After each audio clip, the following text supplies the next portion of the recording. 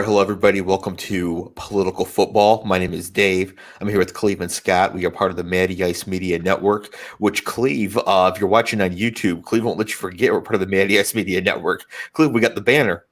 Yes, sir. Membership has its perks. That is awesome. Scott, how are you today? I don't have a banner. You should just get one that says Justin Fields for MVP. Put it right over your head. By the way, I don't know if you guys check the descriptions I write for these shows, but I may have referred to him as a future MVP both in the YouTube description and in the upcoming episode recap description. Spoiler for the listeners, I write the episode recap before we do the episode, unless Cleve starts singing Michigan J Frog, and then I go back and change it. How much money did you lose to me? Do we know? I do not remember the outline of the bet. I remember it was some sort of over-under for Fields' passing yardage. And I think you won because he didn't pass for that many yards because he ran for 9 million. But I think we bet on that too. So did we chop? No, I think I won both. Well, there's no way he went under whatever the rushing line was.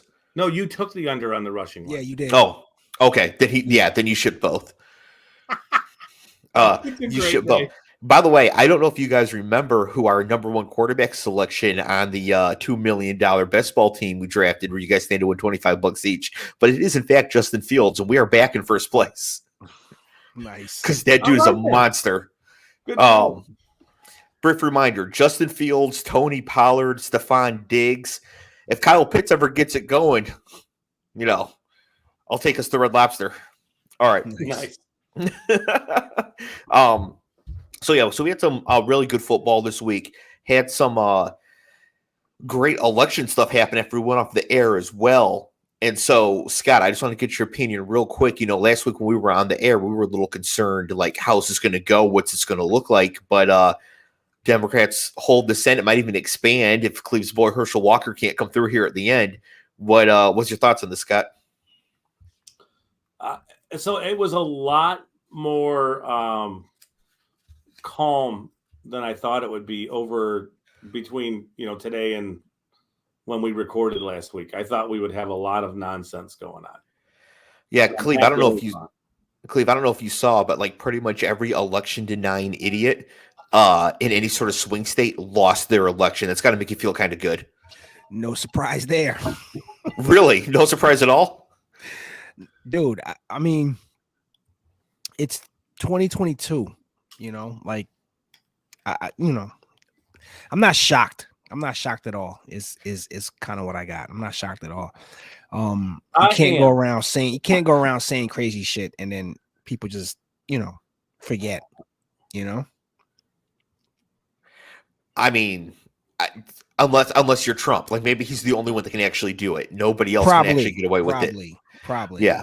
Okay, well, in the future, political pollsters, can you guys ask Cleve his opinion? Because he was right the entire time. Yes, so was. He might have been wrong about DK Metcalf, but he was right about this election. So yes, I was.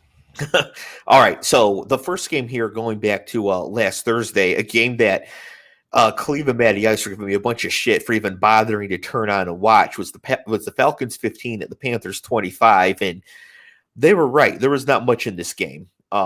Unless you had action on it, which I may have done. So the only thing I have to say about this game is that the Panthers won, but it doesn't matter, which we'll talk about in the next game. Cleve, if Baker Mayfield and Sam Darnold are both healthy, who should the Panthers start going forward? I mean, I'm a Baker guy, but God, that's awful. I'll take Baker. Scott? They should start the one that's going to get the most in a potential trade at the end of the season, and that to me might be Darnold. Well, they announced they're starting Baker. Yeah, I know, but Baker, it's like at this point, Baker is what Baker is. I'm not saying that you can reclaim Darnold and turn him into something at all, but it'd be nice. It'd be nice for them to be able to flip one of those guys for something. But I mean, if Baker's starting, don't you think DJ Moore just has to be crushed at that news? Like devastated? Yes. Yeah, a little bit. Yeah, you look a little frustrated at it too. It's bad. I mean, they're both not good. Yeah, they're both not good. So like if I had to flip a coin, I think Baker would shake out better than because wasn't Sam hurt most of the year?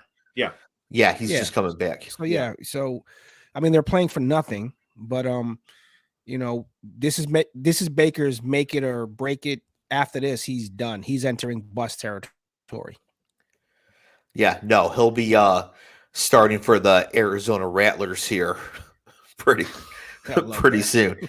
Last note of this game, Dante Foreman, 31 carries, 130 yards, and a touchdown. That dude gets a lot of carries. And holds up. He's actually pretty good. So for fantasy purposes, Dante Foreman, that's about the only thing to take away from this game. And the reason is the next game, a game played in Munich that I don't think anybody actually saw. The Seahawks 16 at the Bucks 21. Cleve, how much of this game did you see live? Nothing. Nothing. Scott. No chance. I watched probably a half. The first half. Okay. So here's the thing. This game was actually important. It's important for a number of reasons. The first is that the Bucks won this game, which means they are almost assuredly going to win the South now. And there is a very, very strong possibility that this was a playoff preview. This could very easily be a first-round matchup once again. There's a strong chance that the Seahawks are the best wild card team. Ended up having to go to Tampa again. So that was important. Also, Julio Jones is healthy. Now, he's not Julio anymore. But he was healthy in the moment, at one moment in time on Sunday. But come on.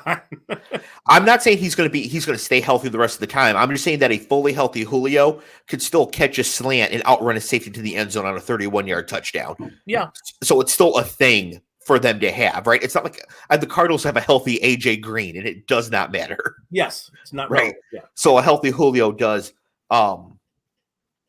matter here a little bit. Cleve, did you see the Tom Brady slip and fall interception though?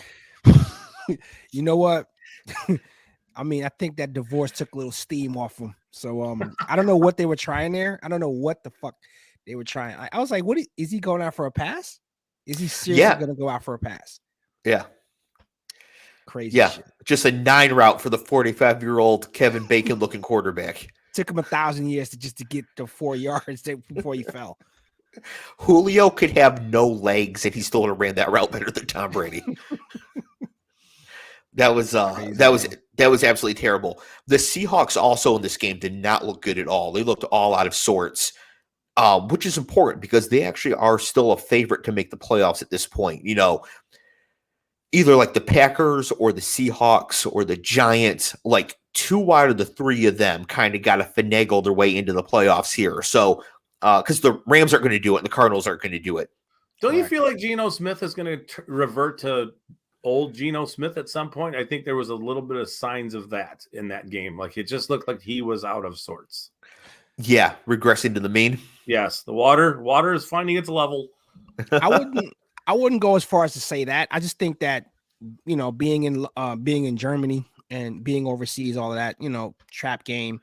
I'm not going to give him that. We see that again next week. You know, and this was up. I didn't consider the travel part. That's a good point. Yeah, and this was up against the greatest international quarterback of all time, as Tom Brady is now 5-0 in 4 different countries. This he's racking up stats, bro. It's crazy. He does. He's won NFL regular season games in the United States, in Mexico, in England, and in Germany. Did he defeat all 32 teams? Except I think he. Yeah, he's beat the Patriots. Yeah. Wow. That's insane. Yeah. So what they need to do next year, they just need to put a game in a random country. Like, all right, we're going to Slovenia.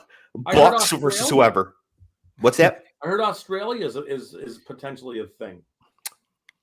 Okay, so shout out Australia. I actually know this because my mom's in Australia right now. It is currently, right now, it is 8:45 p.m. Tuesday night, East Coast of the United States. It is 11:45 in the morning on Wednesday in Melbourne.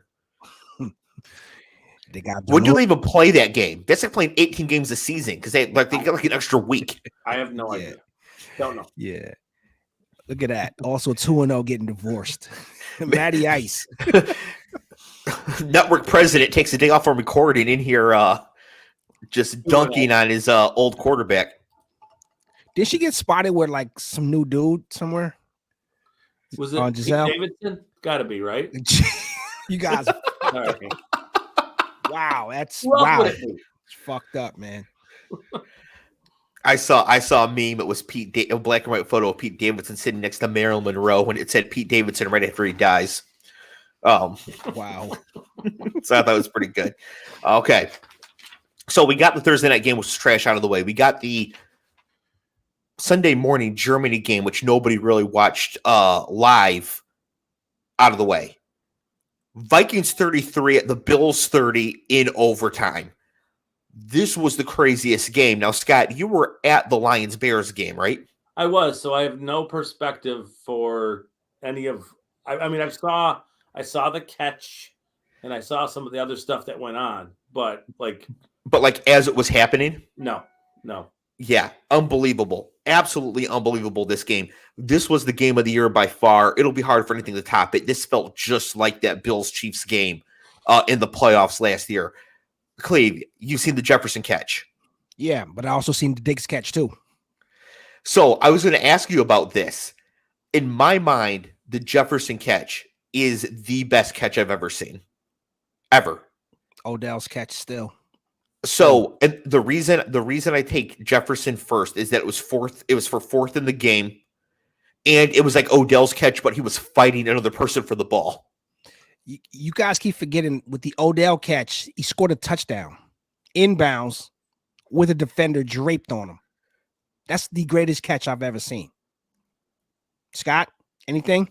I mean, the Odell catch was for a touchdown. Yeah, it was an amazing catch. The thing that blew my mind wasn't so much. The only thing that really blew my mind on the Jefferson catch was how the ball didn't touch the ground. Like, how does it not touch the ground? Right. There was more technically to the Jefferson catch than the Odell catch, and they were both just athletically insane. I mean, Jefferson jumped, I'm going to say, about 40 feet into the air to catch this ball. Yeah, it was absurd. And the thing is, too, Odell one is when the Odell thing is three fucking fingers going backwards inbounds for a touchdown. Nothing's topping that, bro. Nothing for a touchdown. But the thing is that the Jefferson catch was fourth in game. Like if he doesn't catch that, the game's over. Yeah. So it might not be for a touchdown, but it was still like about as high stakes as you could possibly get. I mean, they're close, but I'm saying the Jefferson catch is up there, and the Diggs catch was sick too, Cleve. Yeah, I felt like Diggs was like, this is the guy that took my place, sort of, kind of. Because I don't think Diggs was number one when he was there, right? He wasn't number one. I can't remember if he was a number one or not when he was. He and Thielen were sort of like 1A, 1B kind of thing. Yeah. So, yeah, his catch was pretty. He high pointed it one hand and brought it down. I love catches like that because it shows fearlessness that you're going to get hit possibly or something, worse. And you have presence of mind to bring the ball down. The Jefferson catch in traffic, I'll give it that because it was 3 guys on him. Yeah. But one guy just had the ball. Yeah, like it was intercepted. He had to fight for it. So again, when it comes to these catches, like the Tyree helmet catch, those catches is like it's an important catch. I get it. I just think the Odell, for sheer athleticism, I've never seen somebody hit the sideline like that and stay in bounds, three fingers and falling backwards is bananas. Yeah, I mean the Odell play was great, but to me the Jefferson catch was somehow even better. Now I sort of wrote down what happened here at the end of this game in case any listeners don't know or they forgot because so much happened here. Okay, the Vikings are down 27-23. They have the ball like on the goal line. Dalvin Cook fumbles and Buffalo recovers, but Buffalo was offside.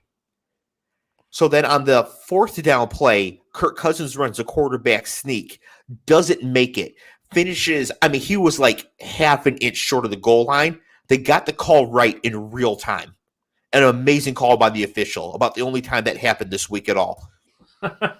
So then the Bills get the ball back, and I say out loud to nobody because Mega was traveling and the Cats don't care. I say, I don't know if they should run a sneak with Josh Allen. He's got the hurt elbow. Should they put Keenum in the game? But I wasn't like making a prediction. I was just like talking out loud, kind of. And then Josh Allen fumbles the snap on the QB sneak to get off the goal line because they can't, take a knee. Of course, it'll be a safety. And the Vikings recover in the end zone for a touchdown. So now the Vikings are up 30-27 with 41 seconds left. The Bills have no timeout. The Bills do a reverse Chiefs, march down the field, kick the field goal as time expires, 30-30. Overtime, toss the coin. Vikings get the ball, march down the field, and then they take a terrible holding penalty to move them back. They have to kick the field goal instead of going for it like Mike McCarthy. The Bills get the ball, march down, need a touchdown to win, and Josh Allen throws a second terrible interception in the end zone to Patrick Peterson to seal the game. And all this happened in like 17 minutes of real time. Like it was insane. It felt like playoff hockey. It was absolutely nuts how this happened. Now, how did Josh Allen play? Because we didn't know who was going to start the game. He goes 29-43, 330 yards, 1 touchdown, 2 picks, 6 carries for 84 yards, and he can't feel his arm. Pretty good, Clev. And he made an ill-advised tackle. I was like, what are you doing? What the fuck are you doing, man? Yeah. I mean, the guy's already down. He's on the ground. And then Josh Allen's going to like jump on top of him with his broke elbow. Absolutely terrible. Then getting to Ben's point about Justin Jefferson. Jefferson goes 10 catches, 193 yards, and a touchdown. If I was king of America, I might just declare this game the Super Bowl, the Vikings champs, and just restart a new season immediately this coming week. And play it out like normal, but it's only 8 games long. I mean, this game was insane. Bills game last year? What's that? Was it as good as that game was last year? No, I wouldn't. The ending of it was, I think, even crazier. But it was crazier because it was so inept. Like, Cousins can't get the quarterback sneak, and then Allen fumbles on the goal line. Yeah. Whereas the Bills Chiefs was just a nonstop insane. Tyreek 67 turning on the Jets, Mahomes 13 seconds, Gabe Davis 4 touchdowns. It was great because it was perfect. Yeah. This game was great because it was like just mistakes everywhere. But it was still chaos. Yeah, but it was still incredible. The Bills started the day as the number 1 seed in the AFC. Cleve. They're now the third place team in the AFC East. I mean, same outcome would have happened if Josh didn't play. You know? You mean they lose? Yeah, like I wouldn't have played them. To be honest with you, how important was that game for them? Yeah, I mean, I was going back and forth on that. Scott, last week you were saying that this injury could be his. I said that basically he just really smashed up his funny bone. You were saying that injury could be even more serious than that. Were you shocked that he played this week? I was a little surprised he played. It says ulnar collateral ligament, and it is like the Tommy John ligament type deal. It's hard to throw a football with issues. Try to squeeze. You'll feel it. You'll feel that tendon rolling around there. Like feel your elbow, like where your funny bone is, and you squeeze. So trying to grip a football. Oh yeah. Yeah, try to grip a football doing that when that's probably shooting through your shoulder. And so he was shot up with painkillers. Fuck yeah, he was. Yeah, but some of it's like it's some Skittles. You can't fake the whole grip strength thing. So that's why I thought he would likely not play, is give him a little time for that that nerve to recover a little bit. But he's a big dude. I'm sure he wanted to play, and then in some ways, it's hard to. Sometimes you got to save these guys from themselves. Absolutely. You know, one last thing I do want to mention in this game, because this is a theme this week. The Bills were up 27-10 in the second half. So they did blow this game. I mean, they had it fully under control. And they let Dalvin Cook get like an 83-yard rushing touchdown. And from there, it was just a disaster. Well, this is going to be potentially playoff significant. Think about the weather in Buffalo come playoff time, as opposed to the weather in Miami. Mm-hmm. And how do the Dolphins look having to go to Buffalo to play in the playoffs as opposed to at home? It's significant. I don't know how. Mm-hmm. At this time we have no idea, but it could be. It could be. And nobody wants to have to go through Arrowhead again. Yeah. No. And that's, I mean, the Chiefs were the winners of this game. Yeah. Because this helps make up for them losing to Buffalo straight up. All right. Next game, Lions 31, Bears 30. So my notes I make on Wednesdays about upcoming games, I said, did Justin Fields continue his rampage and murder the Lions? Well, he continued the rampage, but the Lions won the game, so they weren't murdered. Scott, before I give Justin Fields' stat line, you were at this game live and in person. While it was happening, how many rushing yards did you think Justin Fields had in this game? How many did I think? I was paying attention specifically to him running, so I knew, but how many did it feel like he had? He had two pretty good, he had the one long run. Mm-hmm. It felt like he had 150 plus. He had like 60 yards on their first drive. Yeah. Rushing. Yep. And it was like, okay, so if going into the game, I'm trying to pay attention to what the Lions are doing to stop the Bears, and they're running so many designed runs for him now. I don't know how teams are going to stop that. They're going to figure out how to do it. But right now, I don't think anybody's prepared to stop the design runs they're doing with him. And he's so fast. You just put explosive running. Yeah. Honestly, they have nothing else. Yeah, you put a spy on him though. I mean, when quarterbacks run, to me, unless you're Lamar or Vic, I just get a little. I'm waiting for like the big hit. Yeah, I'm waiting for that big hit because I like my quarterbacks, mobile, but I want them to be able to throw it down either. Like when you pull it down, you're a runner, and you saw what happened with Tua.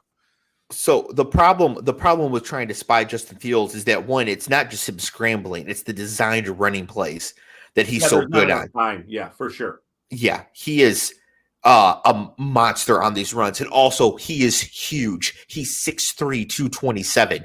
So who do you spy him with? If it's a linebacker, he'll run around him. If it's a corner, he will go over him. As we saw in one of these touchdowns, Deshaun Elliott, a safety for the Lions, met him at the goal line and left the game with a concussion. Yeah. Right. He ran over him like Derrick Henry. I would say what I was saying about spying is what you do to on Kyler Murray, right? You cut off the edges, and force him to stay inside.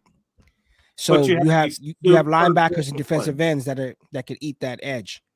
Yeah, so you have to ask them not to rush wide. You have to ask them to not get too far up the field, and then your second level players have to be super disciplined, because if you give him a lane to run to, he's gone. As he's shown you for 2 weeks, he's going to be gone. Yeah. And one thing too, and this goes back to the draft process that I kept trying to hammer home when talking about Justin Fields, is just how fast he is. And you saw it on the 80-yard zone read touchdown that he had this week. Jeff Okudah had no hope of catching him. No. They could have run another 30 miles, and Okudah is not catching up to him. I mean, as soon as he cut that off, as soon as he cut it up the field, it was like he is gone. Yes. And that's not true of a lot of rushing quarterbacks, right? That's only true of a couple of them where like defensive backs can't run them down. Lamar, Kyler, right? Josh Allen gets caught from behind by a defensive back. Well, I think Kyler does too. Yeah, he does. I think at this point in time, there are two guys who are running away from everybody, and it's Fields and Lamar. Right. But and Willis if he gets going. Yeah. But teams have figured out how to defend Lamar to force him to throw. Yep. And they will with Fields too. Yeah, the difference is that Lamar is an efficient passer and Fields is not there. quite yet. Not yet. But kind of like with Josh Allen, it's like, okay, well, once Fields gets this down, this is going to be an issue. And we saw Lamar, once he got it down in his second year, he was NFL MVP. Yeah. And that's why I'm making the prediction right now that Justin Fields will one day win an NFL MVP. It will not be this year or next, but one year he's going to.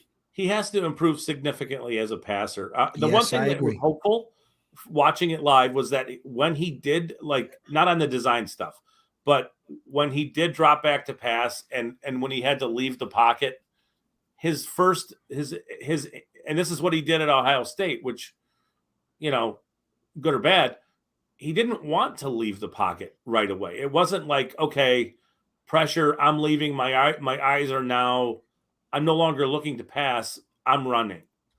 He didn't do that, which to me is it's a very good thing that he's still trying to attack downfield throwing while on the move. It's just, he had like 160 yards passing, and 60 of them came on one broken play. So really, they didn't do much throwing the ball against the Lions. I was a little surprised, by how little they did throwing the ball against Detroit. Yeah, but what they did very successfully. Yeah, and a lot of it was because of the Fields rushing threat. I mean, the only way you get Cole Kmet wide open for a 50-yard touchdown, I mean, that dude is a 2x4. He cannot move at all. And, like, the only reason he's that wide open is because of the Fields rushing threat. Absolutely. So that was all. So they slid their offensive line to the left. Fields rolled to the left, and Kmet just sort of releases on an angle to the right, and he just runs through their defense. Yep. And nobody picks him up. And it's like, well, that's a 60-yard touchdown. Okay. Yeah. Cleve, in this game, the Bears were up 24-10 in the fourth quarter, and they lost this game because of mistakes. And they made mistakes because the Bears are not a good team, right? So they have a bad defensive penalty on a third down stop, which then the very next play, DeAndre Swift touchdown rush. Swift is on our team. How bad of a call was that? Because it was hard to tell. I mean, just given what we saw the rest of the week, I'm going to say it was a terrible call. Yeah, I'm just going to play the odds and say it was awful. And then Fields did throw a horrendous pick six. A just truly awful pick six. Like if Zach Wilson did it, we'd be clowning him forever. I mean, it was a really bad pick six. And then when the Bears scored again, outside of 24, the Bears scored again. They missed the extra point to go up 31-24. So the Lions scored a touchdown, kicked the extra point. Lions win 31-30. So you had all these mistakes adding up for the Bears because the Bears aren't good, but Fields is good. Ben says Hutch looked really good. How good did he look? Hutchinson had a fantastic game. He had a stop on a third and goal from like the 1 yard line where he did the LeVar Arrington. He like jumped over the top, one hand clothesline the running back. That play was incredible. He didn't jump over the top. He came from the far side of the alignment. That's right. He just beat the tackle and was down the line so fast it looked like he jumped over the top. It was incredible. Just the instincts to know exactly where the play was going. Yeah. And then to chase it down and make the tackle for a bit of a loss. This is a stunning play. People are I don't understand it. I guess I do a little bit. When he loses, it looks bad. Like when he gets locked up, it looks bad. There's just not a lot for him to go to. But when he does stuff like that, it's like there are very few NFL defensive ends who make that play.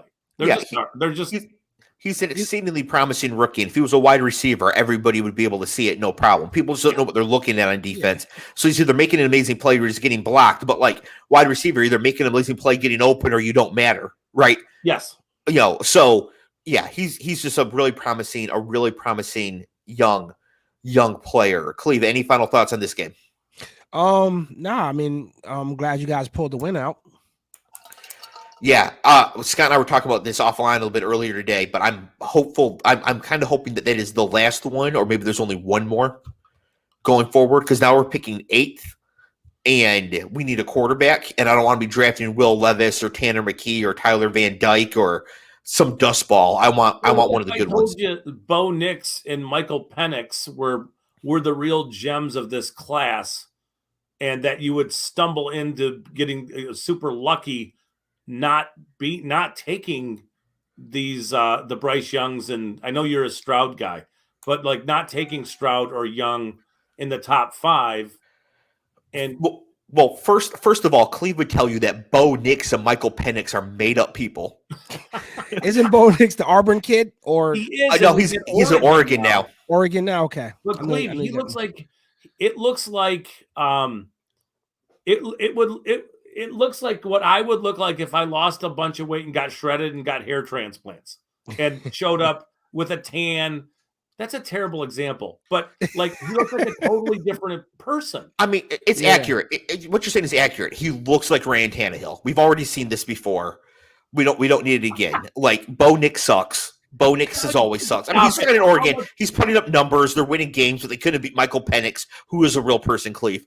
They couldn't beat Michael Penix and whatever. So Penix was the quarterback for Indiana a few years ago, and he's a big kid with a big arm and just no weapons at Indiana at all. Just none. And he looks like a totally different player, just like Nix does. I think we have to remember with Nix that Nix beat out Malik Willis and made Malik Willis transfer. So there's something there with Nix. So Malik Willis just cannot beat out Ryan Tannehill no matter what iteration he comes in. I'm just saying, if you're grabbing Nix with your second round pick and getting 2 legit premier defensive players with the 2 first round picks, I think that's better than being all stressed out about, are we missing out on whatever quarterback, not even knowing that they're going to take a quarterback. You know what I'm saying? So I know what I just said is a bunch of horse shit because it doesn't mean anything right now. So I'll be quiet because I'll just real quick before we move on to the next game here. I will just say that the Jets could not have taken Sauce if they weren't picking 4th. That's true. Right? Like you gotta. So even if it's not a quarterback, you gotta be in it to get him. Right? Absolutely. So the real loss for me is losing out on Jalen Carter or Willie Anderson. That's gonna suck. Because those dudes, those are dudes.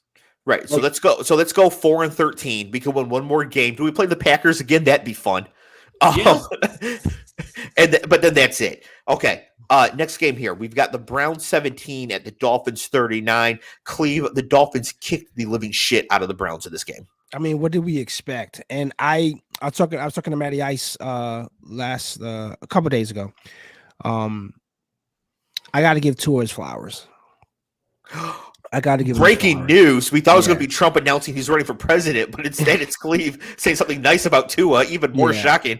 I got to give him his flowers. I mean, again, I don't trust the arm downfield, for big gains, but I mean he's damn near a technician in the flats and any hard slants. Even Tyreek's not having to come back for the ball anymore like that much. So, they're syncing up pretty good, and the team looks really good with him, and they're fun to watch. Yeah, I think he fun to watch, like the way he looked at Alabama right now. Yeah, the anticipation, the throwing guys open stuff. Yeah, he doesn't have a big arm, but the way he plays and how he wins, he doesn't. I loved him, Dave. You can attest to this. Yes. Coming out, I was pissed that the Lions didn't take him when they took Okudah. Yes, you were very upset about that. You had me convinced that he was the right pick for the Lions that year as well. I mean, I know it's taken him some time, and this is a good lesson for everybody too. Is like you can draft a premium quarterback, a stud, and it could be a few years. It takes time, and just because you take a stud college quarterback doesn't mean it's going to work. Is Trevor Lawrence working right now? Yeah. Yes. So. That's kind of like where I'm at with the draft. Like, I'm going to fret up in about 8 weeks. I'm going to be fretting about them winning and losing because of the draft. But right now, and I know they're all the game. We talked about this, Dave. I know all the games are equivalent in the end. Wins are wins, losses are losses. It doesn't matter when they happen. But and you're right about what you said earlier, and I thought about it a lot about the whole Campbell thing. Who cares? Doesn't matter. It's more like going forward. What do they have? But for this group of players, getting some wins under their belt, I think that's more important than kicking everything down the road for a potential quarterback that they may not take anyway. Well, far be it for me to agree with Stephen Ross on anything. But personally, I think losing games to get Joe Burrow was the most important thing for them that year. They were trying to do it, right? But there is no Joe Burrow. That's the problem. That we think. But remember, right? Like you weren't big on Fields. We all thought Herbert wasn't that good. I think Bo Nick sucks. I thought Donovan McNabb was trash and Achilles Smith's going to the Hall of Fame. We all thought Josh Allen was terrible. Yeah, I referred to Josh Allen as a Civil War cannon. I did. I referred to him as Fat Christian Ponder. Okay, like we were all wrong. Oh my god, we were all wrong. Yeah. So, I would just rather the Lions have their choice of which quarterback to be wrong about first and foremost, right? I'd rather be the Jets and have the chance to pass on Fields for Zach Wilson than be the Patriots and have to take Mac Jones. Yes, right. Mac Jones is purgatory and you're capped. That's all I'm saying, right? I'd rather just have the opportunity. If they screw it up, they screw it up. But I at least want to have the opportunity to do it. Team that does not need to take a quarterback is the Cleveland Browns. This game was so bad for them that even Nick Chubb looked bad. He fumbled. He had a nice touchdown run, but he could not get anything going in this game. Tua, Clev touched on this already. 25 of 32, 285 yards, 3 touchdowns, no picks. And Trent Sherfield and Alec Ingold, Cleveland, those are real people, also got involved in this game too. It wasn't just Jalen Waddle and Tyreek Hill. In fact, Tyreek was 4th on the team in receiving yards in this game. Dave, and I gotta tell you, it's so condescending when you say that to Cleve. No, it's a running gag. It's kind of like from first season of political football. Like he'll say a name, and I'm like, that can't be a real person. Well, it always happens like after injuries, right? Like if we got when we get to the Chargers in the receiving core, because like Mike Williams and Keenan Allen and Josh Ballmer, but I'm like, yeah, they're running out DeAndre Carter and Mike Bandy. Like if I made up Mike Bandy, Cleve, would you know? No, I would not. I don't know who that is. right. So that's where it's No, it's funny. I know there's nothing. It's not that you are being condescending. It's your tone. It's just funny. It's super funny. I actually love it because I'm like, I don't know if it's a real person or not. Like I have to like really look at him. It's like, is that a fucking real person? I should. Let's start making up names. Scott, we could revive Sean's old bit with Milky Waters. Milky Waters. Bilbo Baggins could make an appearance. Tom Bombadil caught a 3-yard touchdown last week. I do know who Rob Mexico is, so see, that's not crazy. Bilbo Baggins is playing quarterback for the Broncos right now. That is what we call in the business a segue. The Broncos 10 and the Titans 17. Cleve, if I told you before this game started that Derrick Henry would have 19 carries for 53 yards and no touchdowns, would you know the Titans won the game? No. Would you think there was any way the Titans won the game? No. Right. That is because the Broncos somehow shut down Derrick Henry, held the Titans to 17 points, and still lost. It is never going to get better. Just fire this guy. You think Russ is playing himself out of the Hall of Fame? You think that can happen? I think it can happen because I get the impression nobody really likes him. Yeah. Stuff that's coming out is kind of weird about what's going on with him. But do you guys think this is the most stunning thing in the NFL this year is what's happened in Denver?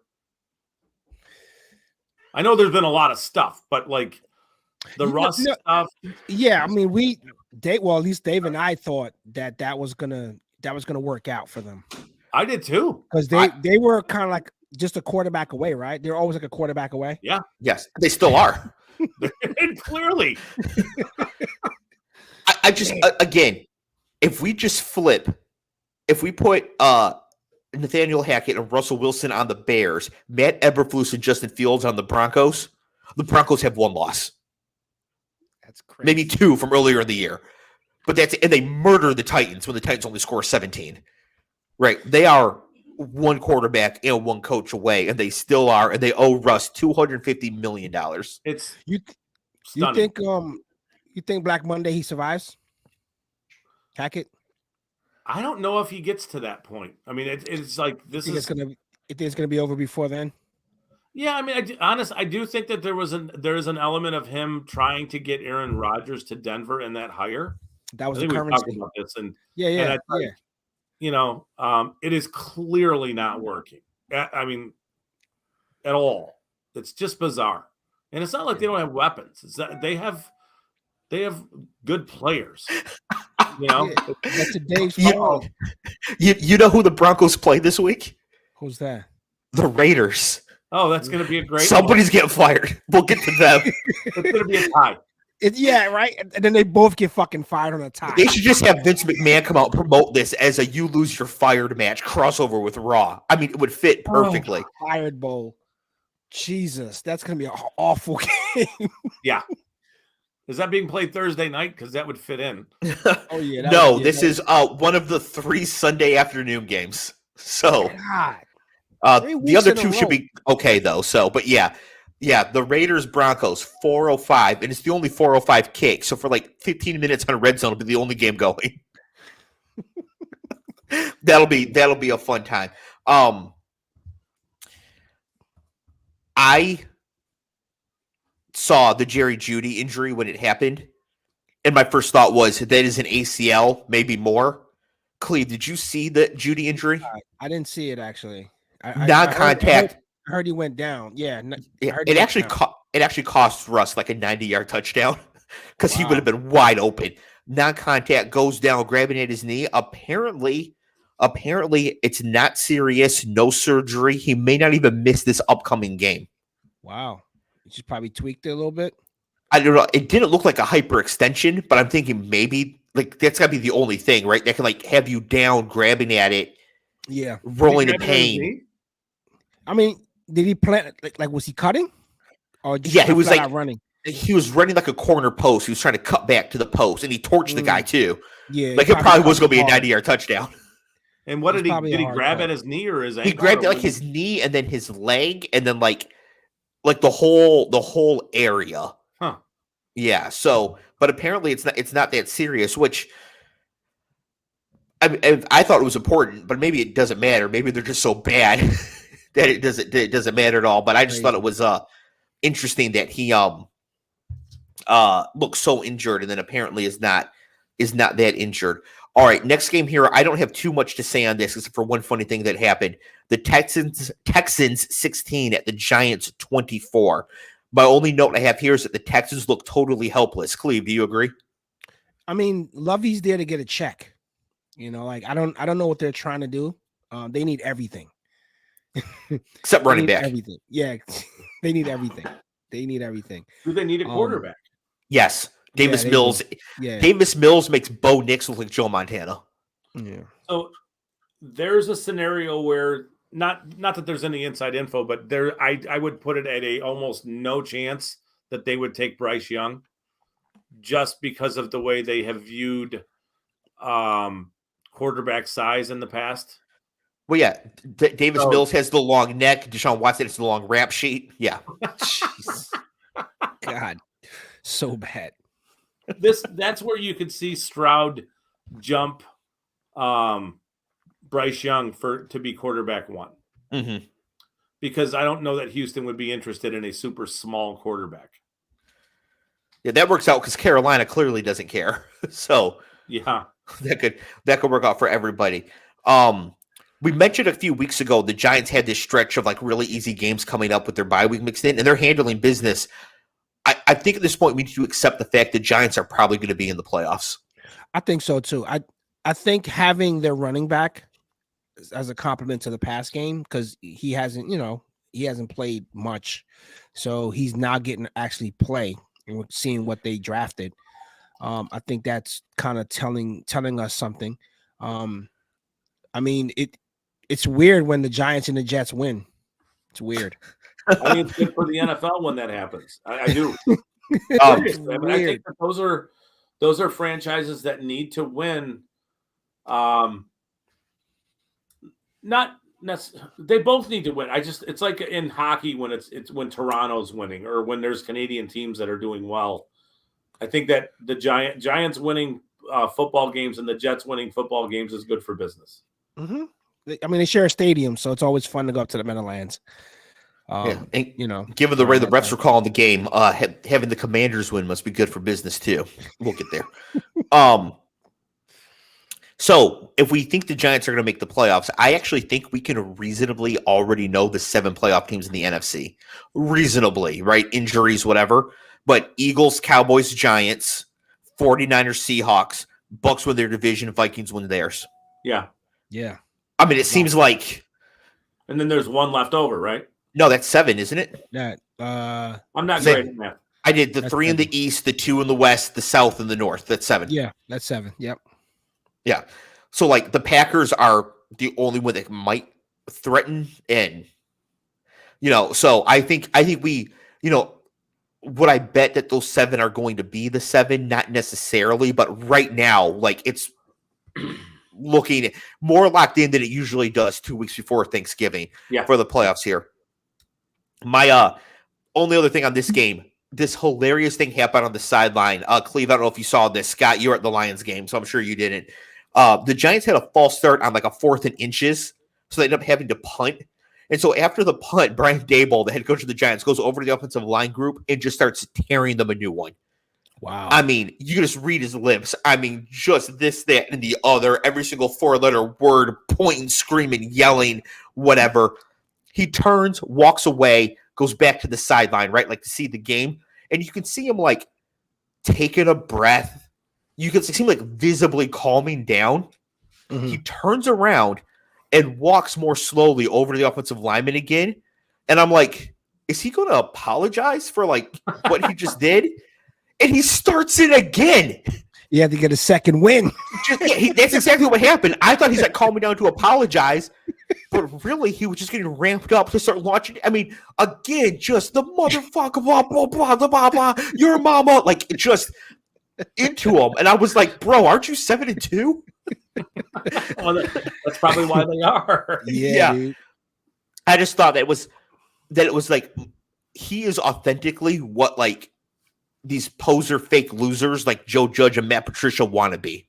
Yes. It's a good coach, man. He's got like he just is that way. But the sideline, he's like, all right, walk second over. Round. God damn it, I can't believe you.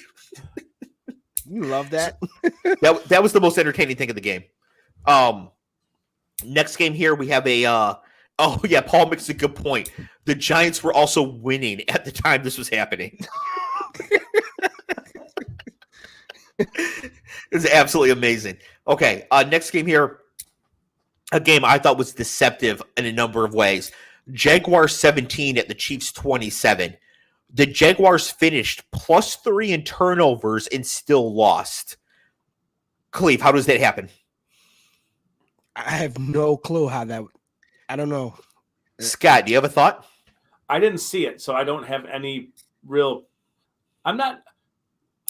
Normally, I'm not going to offer much here. It's worse this week. It's just I got nothing. Scott's just here to talk about the Lions draft and dunk on Dr. Oz. Everything else we get is gravy. Not just Dr. Oz. Okay, so the reason for this is because Doug Peterson twice punted the ball on 4th and short in Kansas City territory. Oh. Those are turnovers. Yep. So really, the Jags were only +1, and now it makes a lot more sense.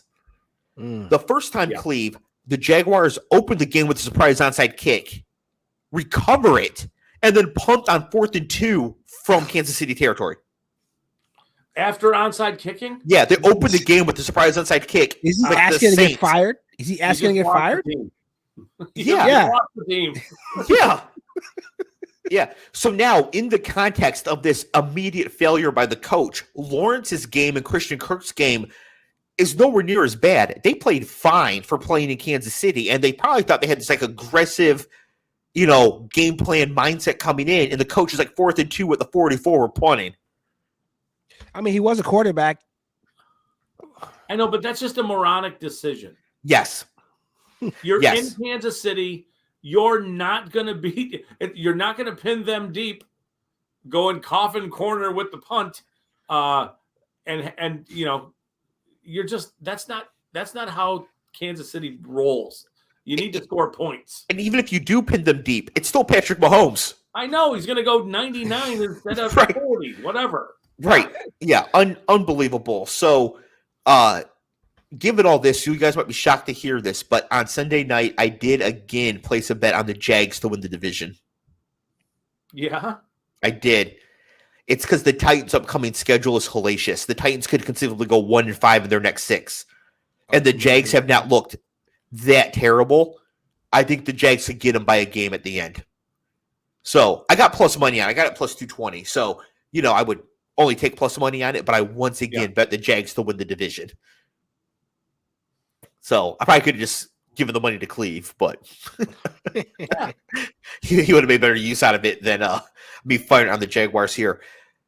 Clev, Patrick Mahomes in this game, 26 of 35, 331 yards, 4 touchdowns, 1 interception. It's going to be the MVP, bro. It's going to be How MVP. did Kadarius Toney look? Kadarius Toney, 4 catches, 57 yards, and a touchdown, two runs for 33 yards. Okay. The thing about coming. Mahomes is that everyone on that team has a touchdown. Even the guy that just got there. Yeah. So their game plan, they're scheming up everybody. Everyone head on a swivel. I might be looking your way on this check down. Everybody's getting involved. Kadarius Toney played a lot in this game because Mecole Hardman wasn't there, and then Juju got knocked out. He was doing the gang sign thing on the field, so he's gone for a couple weeks. So that left a lot of playing time available for Toney, and he did a great job with it. So a couple things here, one not serious, one more serious football thing. Cleve, did you see his celebration on his touchdown? No. So he was like wide open on the sideline from like 10 yards out, nobody near him. He catches it. He does a fake hammy pull into the end zone. Remember, because he was faking the hammy injury in New York this whole time. Jesus. So he does like the fake hammy pull, hop up and down on one leg. It's in poor taste. That was awesome. Not funny. I'm a Giants fan. And then Scott.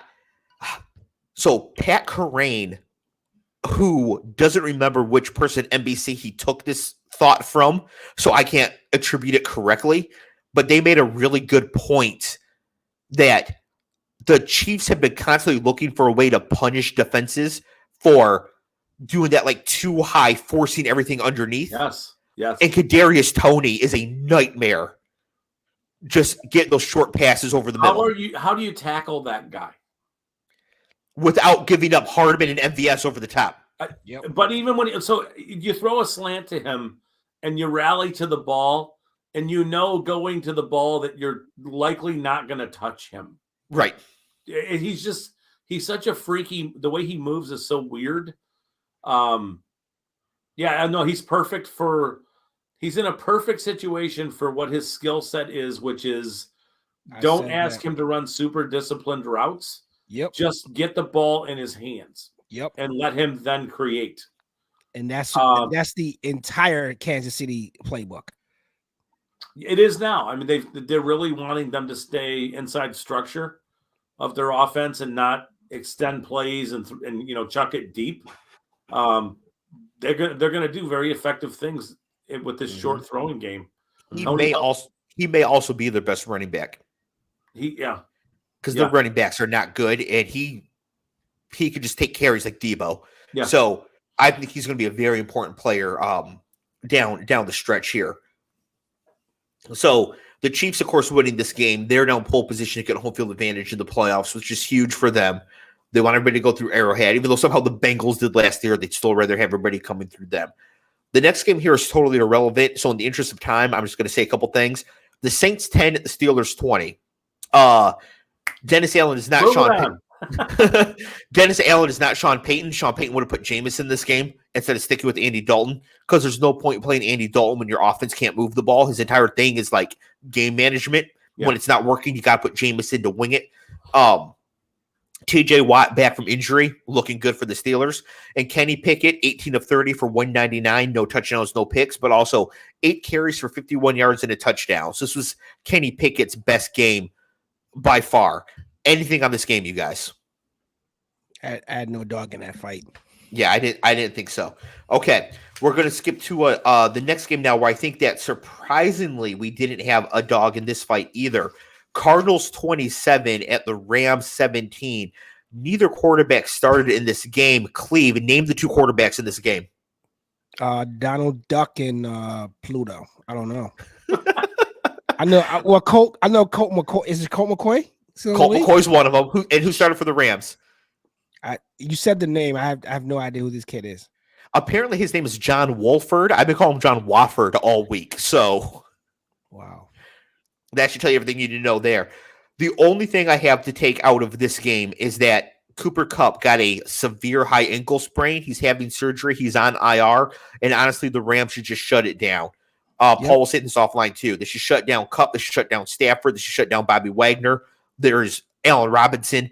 There is no reason for them to do anything. Now, we have their first round pick. By we, I mean the Lions. We do have their first round pick, so I would love this.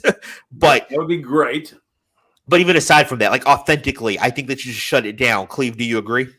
Yeah, I mean, you're playing for nothing. You're playing for nothing, and Kupp's not going to be back. Stafford is banged up. Yeah. Is Aaron Donald just done? So the other thing I wrote down here is that they should take the next home game, let everybody know it's going to be Aaron Donald's last game, and just do it up huge. Yeah. Huge tribute. Everybody wear their thing, like their Donald jerseys, and like it's his last game. It's the next home game because he wants to retire, and then that's it. And he just walks off, win or lose. He could have went out on top, man. Got greedy. He tried to. Got greedy. He tried. Got greedy, bro. Yeah. So, Scott, anything to say about the Cardinals?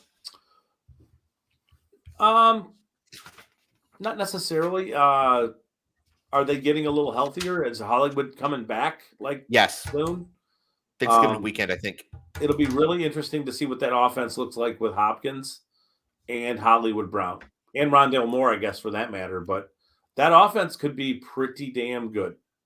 Yeah, except they're coached by handsome Nathaniel Hackett, so I don't think it's going to matter. No, I mean, yes, the coaching is a disaster. I am not a Kyler Murray guy at all. Yeah, he's handsome. Oh, he's just a terrible coach. Yeah, Kingsbury. Yeah, he's. It's not working. It's not going to work.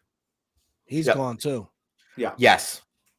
Yeah, he's getting the hammer here pretty soon. Speaking of coaches about to get the hammer, Cleve. Let's say that you were a 15-year offensive coordinator in your second stint as a head coach. You traded 2 first-round picks for the best wide receiver in the game, and then you lost the game to a TV analyst. What would you do? I would have fired him on the field, 50-yard line. You know how I do. 50-yard line. I'm picking out seat number 420. Come down and fire this guy. Whoever's in seat number 420.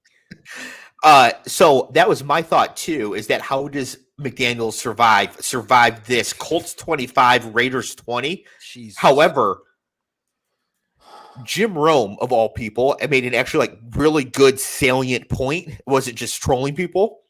He made the point that because Mark Davis isn't that rich compared to the other owners, he might not be in a position to be paying John Gruden and Josh McDaniels to not be coaching the team and paying the new guy.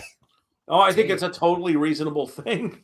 They were cash crunched last year. Yeah. They legit, it's a problem. They should have kept their, what's the guy, special teams coach? Rich Bisaccio? Yeah, he coached them second playoff game, right? Yeah. Yeah. Should have just kept him. You would have got him on the cheap. Yeah. You would have got him on the cheap. The thing that's so amazing about this is Jeff Saturday as a analyst on Get Up of the week before the game. 2 weeks before that, he had a tweet, and all it said was, Raiders look terrible. Yeah. Then he comes out in his first game of a coaching ever. He's only ever been a high school coach. Beats the Raiders. The thing is, the Colts got to start Matt Ryan in this game, and Frank Reich was at home with this Special K watching this game, just furious that Matt Ryan got to play. I mean, Raisin Bran. You know what? And I said this yesterday. And again, you know me from the offline chatter that we've had. I'm rooting for Jeff Saturday, not because of I get the Rooney Rule thing. I get all of that. I'm rooting for him because it goes to show you that these jobs are coveted, that these jobs are special, right? But it doesn't take a genius to put together a game plan. The guy played center, right? Cerebral position. Yep. The offensive line looked amazing. That sprung leaks for Taylor to get his run on. Yeah. So, and then you're playing a team there's dog shit at best. Yeah. You're gonna lose. I thought he was gonna be fired 10 o'clock Monday morning. I was waiting for like the special breaking news or some shit. I'm like, how do you survive that? But, I'm with Rome. I don't think they can afford it. Wow, that's how bad I think it's gonna get there. I mean, when Derek Carr is crying on TV that not everybody's all in, that's damning. Yes, and I think from watching them on Hard Knocks a few years ago, remember Antonio Brown had the frozen feet or whatever that season. Derek Carr doesn't seem to be the type to be crying because he's so frustrated with his teammates. No. I don't think it's that the team isn't buying into the coach. I think he has issues going above him, right? I think he has issues with the coach. I think he probably liked John Gruden. He probably doesn't like Josh McDaniels because I don't think anybody does. Well, the like thing with, it's just, yeah. The thing with Gruden always made him sing for his supper. He always made him feel like he wasn't that great. He wasn't that good. You're not really my guy. I just kind of have you around. Maybe that's the dynamic that worked for them. But here's the thing. You look worse with Adams. Like, you didn't have Adams last year. You guys did okay last year. You got a stud in the building, and you can't produce shit. Are you serious? So how big of a thing is Darren Waller missing? I mean, how much? Like, no Waller, no Hunter Renfrow. You know what I mean? Like, all of his previous comfort zone players, kind of the guys that he's developed chemistry with, are missing. And I'm sure teams are just clamping Adams. But it doesn't matter. Adams can still get his, right? I know. Adams had nobody with him in Green Bay either. Like, Adams can't be. He's open. He's always open. And if he's not open, throw it to him. He's open. It's 7-Eleven. He just texted me. He's open. Yes. Devontae Adams, when he shoved that photographer, was like, I'm open, and shoved him. Right? Devontae Adams is mad at the Taco Bell in his house because they're not always open. He's like, I'm always open. How come you're not always open? Right? He's open. Throw him the ball. And he produced in this game as well. I think top to bottom, there's a huge problem with this team, and I think the wheels could fall off here, and the Raiders are actually – they have their own first-round pick, right, Scott? Yes, they do. They could be picking first. Going to be hard to run down Houston, but the Raiders could be picking first. Yep. And there's a scenario where what do you do? Like, would they take a quarterback? Probably not. You know what I would do if I were them? Sincerely – If the other team would go for this, which I don't think they would at this point, I would trade the number 1 overall pick to Jacksonville for Trevor Lawrence and put Trevor with Devontae Adams. Wow. Why would? Wow. Okay. And the only reason I say that is because Doug Peterson didn't draft Trevor Lawrence, so maybe he's like, well, now I can go get my own guy or something like that. I would not do that if I were Jacksonville. I'm just saying, like, thinking like outside the box for what the Raiders could do. Yeah, no, it's a reasonable thing. Yeah, with that first offer, or they could trade their 7th round pick for Russ. Do that too. All right, so that's the Colts and the Raiders. I'm sure next week we'll talk about Jeff Saturday losing by 300 real quick. Oh, the Colts host the Eagles next week, so the honeymoon is over, Coach Saturday. All right, Cowboys 28 and the Packers 31. The Cowboys blow a 28-14 fourth quarter lead to lose this game. Cleve, did you see the decision by Mike McCarthy to go for it in the overtime there? Yeah, so I'm going to the shed and come out with that bullshit. Oh, he actually came up with the right decision. Yeah. But he's the type of person where it's the right thing to do, but it didn't work, so he will never do it again. It's over. Yeah. Denny Carter had a great tweet. He said that next week the Cowboys are going to punt on 3rd down just to try to balance the scales a little bit. Yeah, he'll never do it again. But it was easily the correct thing to do. Like, you can't just kick a field goal and give the ball to Aaron Rodgers in Lambeau. You're going to lose. Yeah. Cleve, Tony Pollard, 22 carries for 115 yards and 1 touchdown. Do you think Zeke will be able to get his shift off at Aldi to play in the Thanksgiving Day game?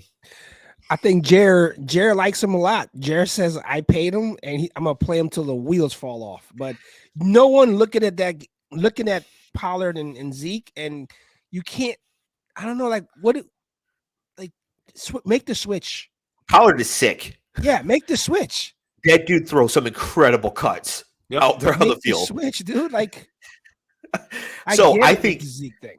with McCarthy going for it, not making it, and then them not being able to run out the clock with the 2 touchdown lead in the fourth quarter, they're going to go back to not going for it and playing Zeke. And this loss is actually going to cause them to lose a game that matters down the line. They got to justify. What is it? $98 million they gave him. Yeah. He's strapped. Pollard is an anchor. He's an anchor. Yes. Yeah. I mean, Zeke looks slow and heavy. I'm not saying he's overweight. He just doesn't. There's not a lot of life left. Yeah. There's no wiggle, as Dave says. There's no wiggle. Yeah. And Pollard's got it all going. Yes. Speaking of somebody who has it all going, CeeDee Lamb in this game, Cleve, 11 catches, 150 yards, and 2 touchdowns. Yeah. That dude is also for real. Mm-hmm. Yeah. Yeah, that guy is the real deal wide receiver. And then Scott, finally, we see Christian Watson on the field. Now, Cleve, you might recall Christian Watson from week 1 or 2, where he absolutely blowtorched Patrick Peterson and beat up for a 75-yard TD and then just straight up dropped the ball, right? Yep, I remember that. In this game, I didn't even write the stats down. He had 3 touchdowns and at least 140 yards. He had 4 total catches. Yeah. Wow. Yeah. 4 catches, 140, 160, somewhere in there, Yeah. 3 touchdowns. But the hands thing and the drops are not going away. He had his drop rate at should have been 4 touchdowns. Huge. He dropped another one in this game. Did he? Yeah, nobody remembers it though because he caught 3 other ones. Yeah. No, I mean it's a problem, and we've seen Rodgers. Rodgers is that guy who, if you drop a pass, he's just not going back to you. Yeah, you were running gassers. But Watson was so good in this game. I don't think Rodgers could go away from him now. Because who else is going to go to? Allen Lazard? Yeah, I mean, who's left? Yeah, because Romeo Doubs is out with Doubs out for a while. I think Cobb is returning. Lazard, I think, is just a possession guy at this point. Yeah. I mean, if Watson's going to save that offense right now, I mean, he's an athletic freak. Cleve, if you were a fan of the Packers and they stopped throwing at this 21-year-old super fast rookie to give targets to Randall Cobb, how quickly would you find a new team? I mean, every yeah, it's I don't get. I mean, I get the connection because they've shared they shared the whatever, but I just don't get it that Cobb is still even playing in the NFL and playing for the Packers. I just don't. It's bizarre. Yep. Yeah. No, I don't get it with that either. I also don't think this matters for the Packers. I think they're done. I don't think they're like mount some rush to get up there. My sister said he's way more explosive. She's a Cowboys fan. Oh, talking about Tony Pollard. Okay. Yeah. We talked today, and she said exactly what I said. I took her take. She's like, I don't know what Jerry's looking at, but she's like, Jerry's his own worst enemy because he's even when he's asked, he's like, hey, we're gonna get Zeke the ball, we're gonna feed him. I'm like, what the fuck are you talking about? It's the whole sunk cost thing with that. I mean, but the cost is already sunk. Yeah, that's the problem, is that he's caught, in the idea that he's paid this guy, so they got to get something out of him. Yep. I'm gonna run him till he's done. Done. Like continuing to play Zeke is like rearranging the deck chairs on the Titanic, and playing Tony Pollard is like playing Tony Pollard. So I don't understand why you wouldn't just do that. Because Pollard is playing Tony Pollard might be avoiding the fucking iceberg. True that. Pollard would just phase through the iceberg like the Flash and just come out the other side. Also, we do have Tony Pollard on our potential $2 million and $25 winning team as well. All right, Two games left. Chargers 16 at the 49ers 22. I actually don't have much for this game just because the 49ers were very inefficient. They kicked 5 field goals and scored 1 touchdown. They looked like Michigan versus Indiana, but they won the game. They were in charge, not for the whole way, but even when the Chargers were leading, never felt like the Chargers were going to win. We're going to win this game. To me, one thing I did notice, Cleve, is that Justin Herbert is not getting near enough credit for being as good as he is. Yeah. If Jared Goff or Carson Wentz were the quarterback of the Chargers, they'd be 1-8 right now. Mm-hmm. And he's playing hurt. He's playing. I think he still has that rib injury. Mm-hmm. Yeah, they just don't have weapons. I mean, they're missing Mike Williams and Keenan Allen, and option A is Josh Palmer, and he's fine as a number 3, but they don't have Rashawn Slater. Yep. Right. You can't just miss one of the best tackles in football, and that's going to be important as well. So I think this is going to be a lost year for the Chargers, which kind of sucks for them because Austin Eckler is 30 now. They've lost so many years. It seems like every year is a lost year with the injuries. It's never ending. Well, last year they had a chance. They decided to not tackle Josh Jacobs ever in the last game of the season. So the 49ers, though, while they were inefficient in this game, you could just see how this is going to work. And in my opinion, now the 49ers are clearly the second best team in the NFC. Behind Philly? Yeah. Yeah. Yeah. If their defense gets healthy, even with Jimmy G at quarterback, this is a team that can win the Super Bowl, Cleve. Wow. Yeah. You said it here. Yeah. I mean, they made it to the AFC title game last year with Jimmy G and no Christian McCaffrey. Yes. Yeah. So, and Elijah Mitchell came back in this game looking perfectly fine. He could be the between the 20s guy. They could just save McCaffrey for red zone, third down, passing downs. Yeah, and that's where he's like a nightmare. Yeah. Electric. Yeah. Yep. Okay. And the last game here, the Monday Nighter, the Commanders 32 at the Eagles 21. So I'm sure everybody listening, maybe not our listener in the UK. Hello. Pip pip cheerio. Watches Scott Van Pelt, his Sports Center show. And they do a thing called Bad Beats where they talk about how, you lose your bets based on what happens at the end of the games, that sort of thing. Well, on DraftKings Showdown last night, there's a tournament that's $500,000 to first place. And what happened is that on the last play where they were trying to throw the ball around, Devontae Smith throws it back in the end zone and the Commanders found it for a touchdown. The 3 people who were tied for first place and were each winning $183,000 apiece fell to 5th place and got replaced by 3 other people. They went from winning $183,000 to $30,000. Damn. No, winning $30,000 on a $15 bet should never be upsetting. No, that would have been upsetting. No, I would be very upset. No. Yeah. I wouldn't have been on the show tonight. I'll tell you that. But do you know how it would sound trying to explain to people how you're pissed that you won $30,000 on a $15 bet? But yeah, I would be despondent if that happened to me. I mean, just beside myself. So, also the people that came back to win, they weren't even in like 5th or 6th place. They were in like the hundreds. Because so many people had the Commanders' defense. I mean, they were on the road at Philly. They're not playing their defense, right? Wow. But this touchdown of fumble recovery was like 7 points. They just leapt everybody. They went from winning like $100 to winning $150,000. Damn. Crazy. So that was crazy. So I did want to get that out there. Also, this was an absolute ref clown show in this one. Missed the face mask call on the Dallas Goedert fumble. That also hurt his shoulder. Goddard's out for a few weeks. Missed the face mask on that. That was a key play. And then, Cleve, did you see this roughing the passer call to end the game? Well, didn't he give himself up? Like not to touch. I mean, Scott's a coach. You don't touch him when he's in that. Don't touch the quarterback.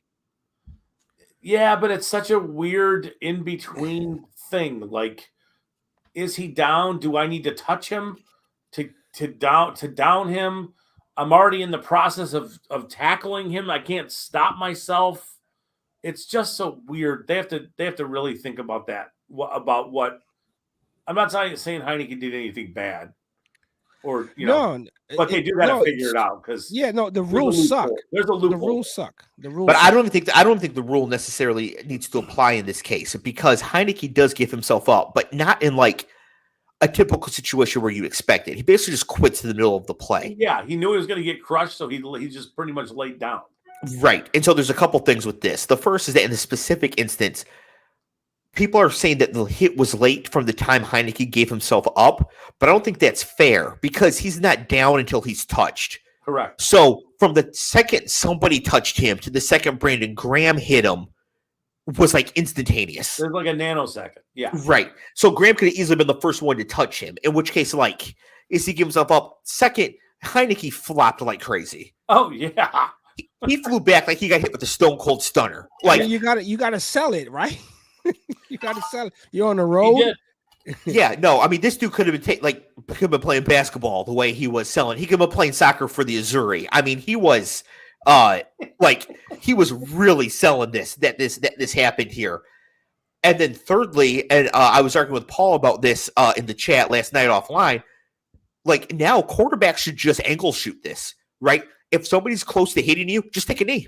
Absolutely. Right? If you're under pressure, don't throw the ball away. Take a knee and let him hit you. Now it's a late hit because you gave yourself up. Yep. Like there is no universe in which this penalty should have been called. Right? Graham was not trying to light him up. He's holding himself up, sliding in like he's not. He could have actually crushed him. And in hindsight, maybe he should have. Yeah, if you're going to get penalized, sure. Yeah, exactly. Right. Right. Like if Brandon Graham wanted to hit him as hard as he could in that situation, Heineke would still be asleep. He'd be throwing up gang signs too, right? Graham pulled up in this weird situation. The refs are like, let's just settle the game with this flag right here because the refs love to be the star of the show. So it was ugly. Everybody, go ahead, Clev. I only caught like the last quarter and a half of this game. Something that's always troubled me with receivers is that obviously, you're running through a play, catch the ball, keep going. But when you have the first down, when you possess the first down, go the fuck down. Like he fumbled, the guy fumbled. Like, was he thinking about another move? I don't understand. Oh, the Quez Watkins fumble, yeah, the long one. Yeah, I was like, what the fuck? Like, you have the first down, get the fuck down. So Quez is a 4-3-1 guy, and he hadn't been touched yet. I think for him specifically, getting up and going is a good idea because I think that he could score. Yeah. Right. He's so fast. I think that he thinks that he could score. My sister's stupid. She was cheering for them last night because she wanted the Eagles to go down. Yeah, I mean, he's a Cowboys fan. She's a fucking Cowboys fan. Whatever helps the Cowboys in their quest to lose in hilarious fashion in the playoffs. You know who else gave them? You know who else gave themselves up? Dak Prescott on that quarterback draw last year. Oh, yeah. Anyways, thanks for watching. Hello. Yeah, he also gave himself up in that situation. Didn't work out for him either. So I did not like the way that this game ended at all. That's it for the reviews for the games from the last week. I was just looking real quick at the schedule coming up. Thursday night, Clev Titans at Packers. That'll be a good one.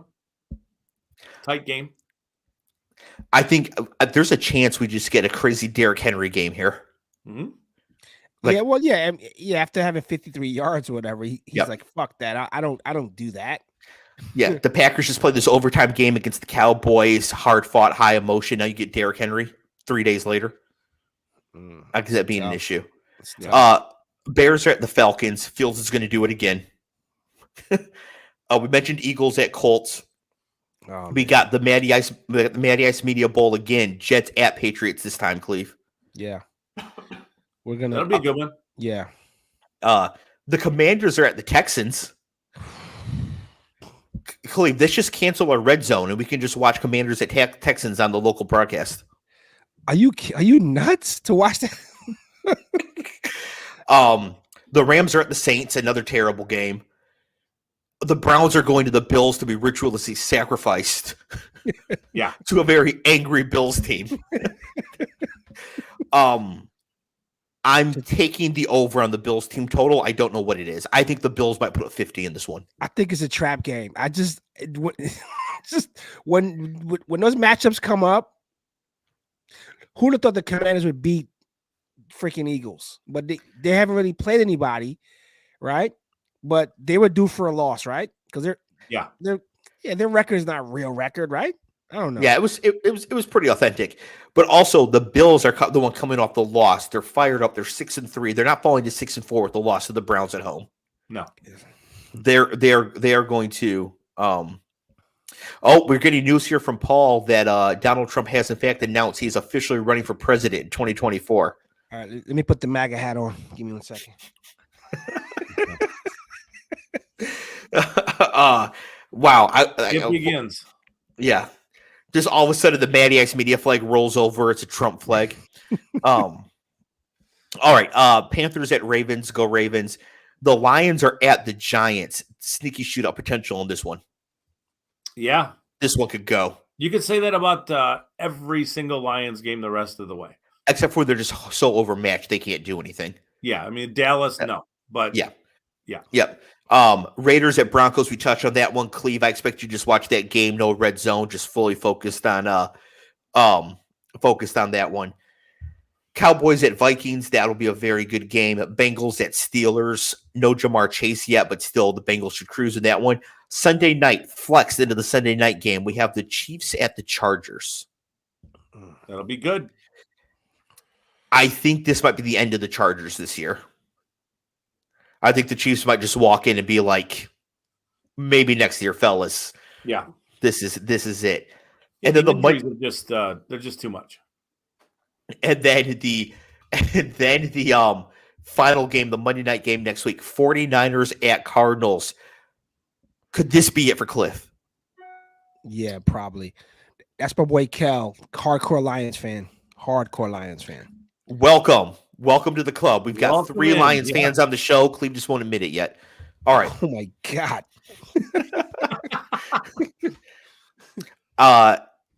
Yeah. So Cleve, because you talked about Black Monday for Kingsbury. Yeah. So they've got the 49ers this week, and then Thanksgiving weekend they host the Chargers. That could be it. Wow.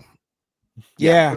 I think that. I mean, and like I said, I always say this on the show. I'm not an advocate for guys getting fired because again, it's just not that one guy. Everyone else that came in with him goes for the most part, and those families are affected. But if you have one of 32 jobs on the planet, and Jeff Saturday can get one and pull a win, you better fucking win the rest of your games. You better win the fucking rest of your games. I think that is a fair point. All right. So thank you everybody who joined us here watching live. It's cool. I had some new faces in here in the chat today. That was awesome. Thank you so much. You guys make the show so much better. Thank you for those of you listening on the audio podcast feed. If you are listening on audio, this is also a YouTube live stream. There is a link in the show notes. You can like and subscribe to the YouTube channel and get notified of when we are going live. If you're watching live right now, if you could give us a like on YouTube, we would really appreciate it. That sort of thing really does help in their algorithm. And with Elon now screwing up Twitter, I don't know how their algorithm works anymore. So we just have to really focus on the YouTube side and get some likes over here. So we appreciate that. Once again, we are part of the Matty Ice Media Network. Cleve, any final thoughts? Nah, it's just, I mean, we've had some good football, but the last couple of weeks, man, you can't sit there and watch the entire red zone. Like my hours are going to be broken up because I don't want to see some of these games. Scott, any final words? Nothing specific. Maybe start paying attention to weather because weather is going to start being impactful in these games. Both from a fantasy standpoint and from Dave, from the DFS type stuff. Mm-hmm. Teams are going to win and lose sometimes because of weather, and it's coming. Like Buffalo is supposed to have real bad weather this weekend, so we'll see, a foot of snow kind of stuff. So we'll see some stuff in that game that you don't normally see, but No, I mean that's it. We're All right, last thing for me, Ben brought it up here. MSU beats Kentucky. He's referring to college basketball. It is college basketball season. It is awesome all the time, not just at the tournament. So if you're looking for something to watch, something in the background, find a college basketball game. College basketball is awesome. All right, everybody, that'll do it for us. We will see you all next week. Peace. Later. See you guys. Later.